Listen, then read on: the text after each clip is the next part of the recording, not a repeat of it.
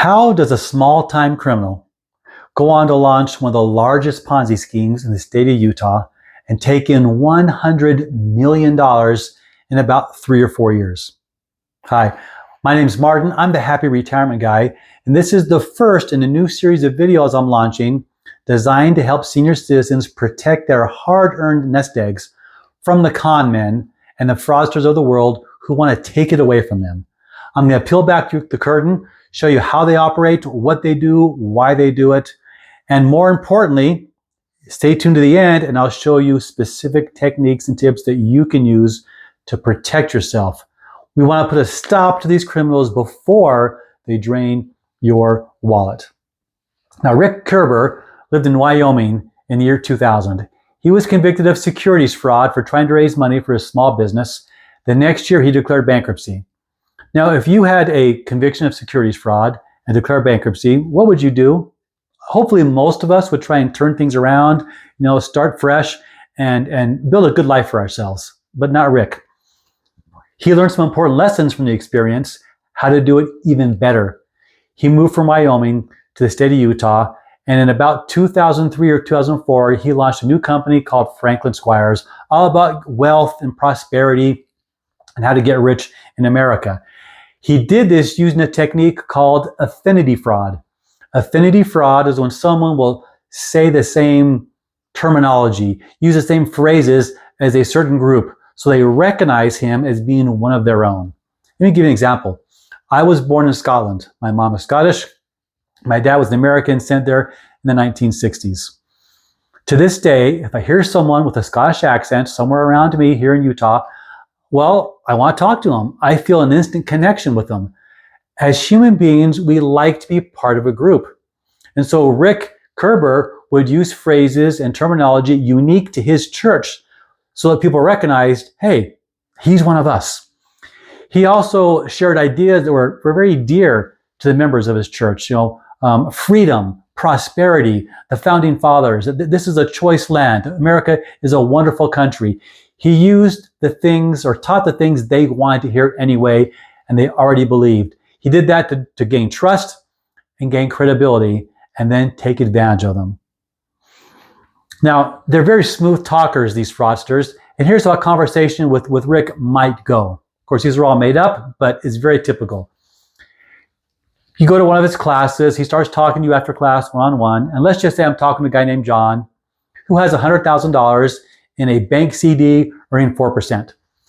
So Rick says, John, tell me about yourself. Where do you invest your money? Well, Rick, I have my money right now in a bank. It's 100 grand. It's getting me 4%. Well, John, tell me, how do you feel about getting 4% in your bank CD?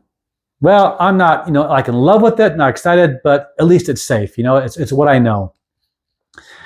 Then Rick might say, John, do you think that the elite in this country, do you think that the truly wealthy people put their money in a bank earning 4%?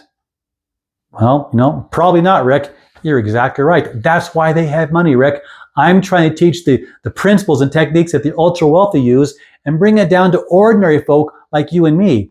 Now, what he's doing right there, he's kind of preying on John's emotions and maybe even a little bit of either greed or desperation, because John knows he's not really going to get ahead at 4%. In fact, Rick might say, John, what happens when the price of eggs goes from $5 to $10 a dozen? It doubles in cost, and you're earning 4%? You see, in our programs that we use, John, for our clients, and we have for years very successfully, we help our clients earn 4% monthly, not annually. In other words, you're getting close to 50% per year in our programs. And John might reply, yeah, but it's really risky. Hey, John, I hear you. I know what you're saying. I get that quite a bit. Let me explain something to you, okay? Our programs and the techniques we used are all based upon real estate, and they're backed by real estate. So let's just say, worst case scenario, the 4% monthly return stops.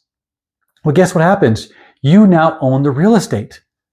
You really can't lose, John. And John, I want you to think about this, okay?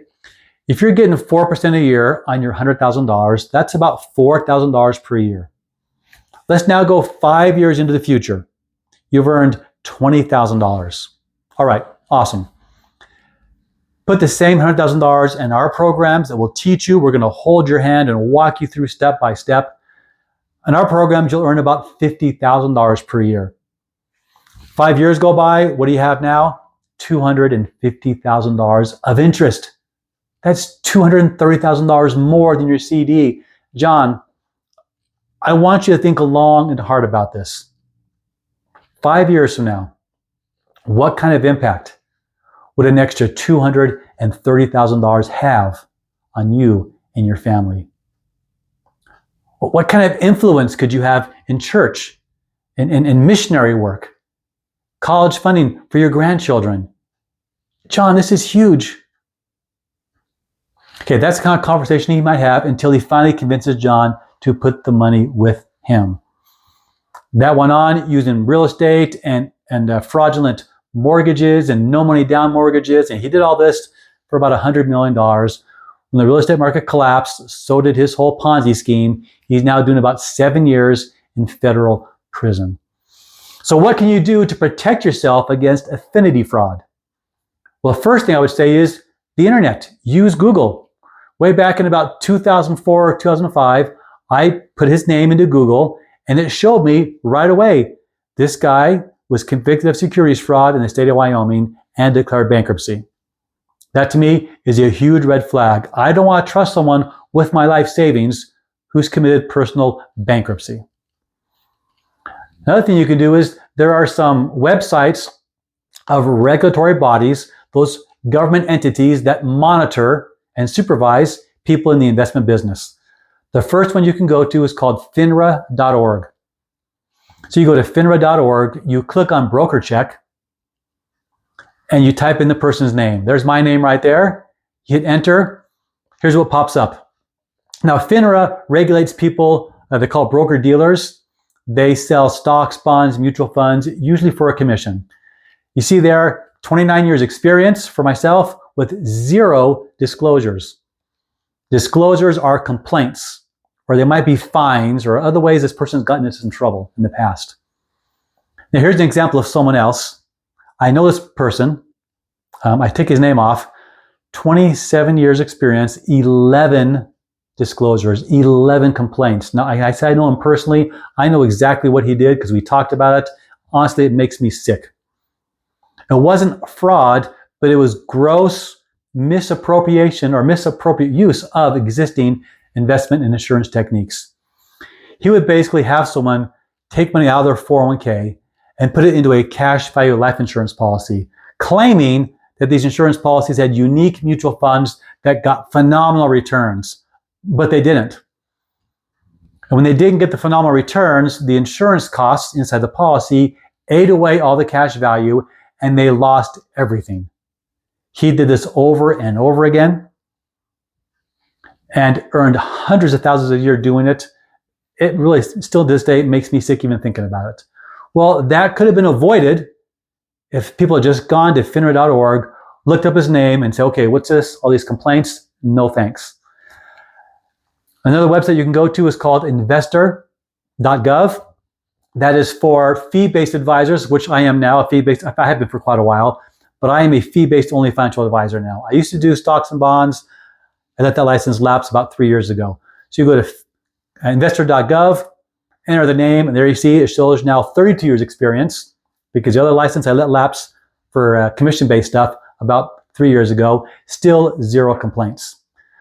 So before you take advice from anyone, I want you to look them up and see, are they licensed to actually do this? Another key thing you could do is ask questions. Don't be afraid to ask, I think, very relevant and direct questions. Number one, are you licensed? And if whether they say yes or no, you can look them up and make sure they truly are.